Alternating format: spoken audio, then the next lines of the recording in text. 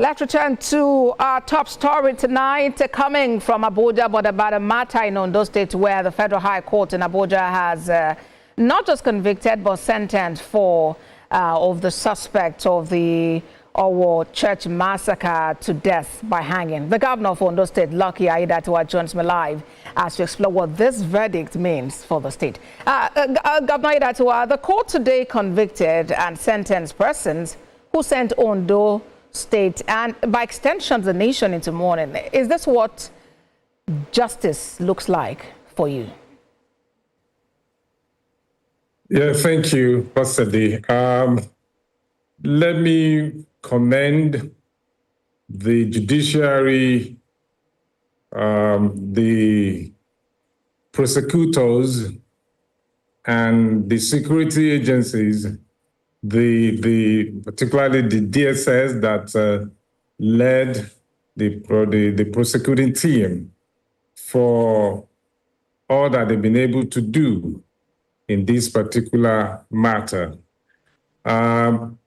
This is the judgment today is victory for justice, as victory for rule of law, and victory for all the people that were attacked by these bandits, and also the family they left behind, and victory for the entire citizens of Ondo State, and more particularly the people of Owo, where this heinous crime took place on the 5th of June 2022. It's victory for not just for the people of Ondo State, but for everyone that has at one time or the other have been victims of these bandits, one way or the other. This is victory for all of us. It shows that no matter how long it take, justice will still be served. And it's a signal to all of these criminals that the arm of the law is not too short to catch up on anyone that is violating the rule or the law of the land. So we are happy here in Ondo State that at the end of the day, justice has been served. All right, but will this help in the healing of the families of the victims? And how really have the families been coping all this while? Well, the life itself, it's a risk. Death is a supreme price that everyone have to pay at one time or the other. But the manner in which the lives of those victims were taken was so sad because it wasn't a natural death. So it's so painful. I mean, particularly the members of the family of those who lost their lives and those who were injured.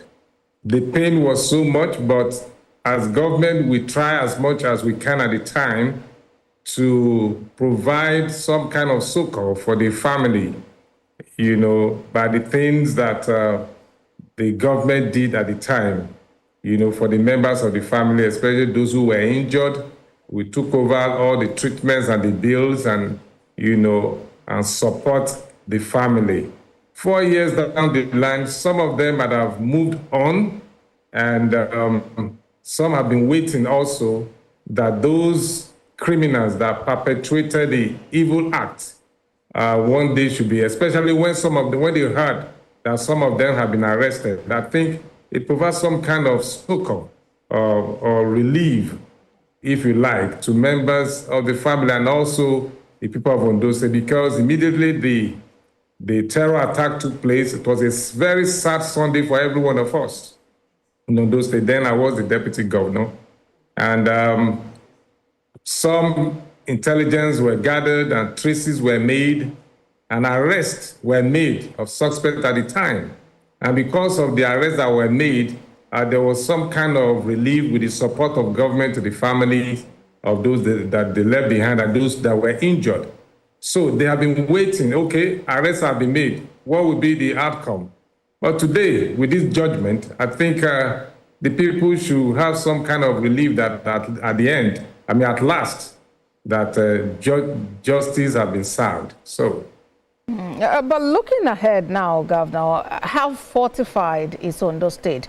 Not just all the community, learning from the experience in June 2022. That experience, that incident really has helped us to be more alert as a state and be more vigilant. Not just our work. We've been having isolated cases in different parts of the state before, the kidnapping for ransom. It has always been there. Herdsmen and farmers clash. That was what we were experiencing at the time before we made the anti-open grazing law, to curtail, the herders having, come into town to create problems and then having issues with the farmers. That was what was known before, and we've been able to put some law in place to curb all of that. But before we experienced that terror attack by ISWAP, in our work. Yes, for us, is a red alert, for us to be more vigilant and not to lose guide. And Amotekun and other security agencies since then have been very, very vigilant, cooperating with one another to ensure that the state is protected. Don't forget also that in the wake of the attack in Kwara State, that also was a signal to us in Ondo State, even though we did not have a border community or town with Kwara, but we know Ekiti, where we have border, we share border with, is also very close to Kwara State.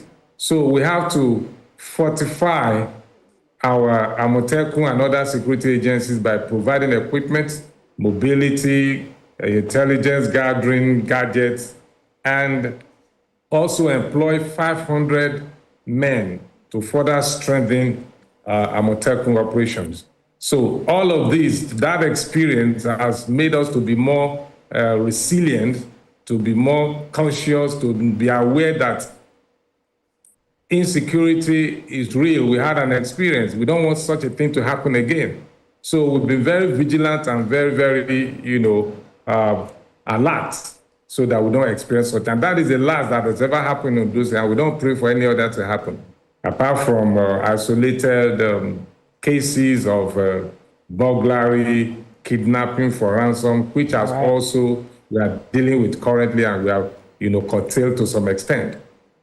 All right. I've been speaking with the governor of Ondo State, Lucky Aiyedatiwa. Thank you so much for your time on TVC News at 10. Thank you.